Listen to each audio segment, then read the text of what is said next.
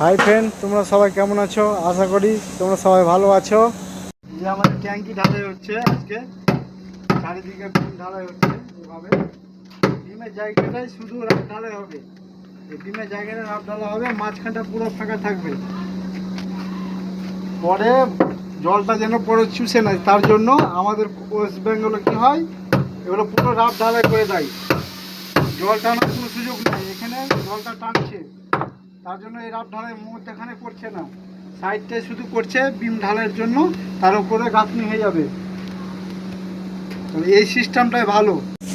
এই যে ঢালাই মাল তৈরি হচ্ছে, মশলা তৈরি হচ্ছে, মশলার উপরে এই পাথরটা দেওয়া হবে।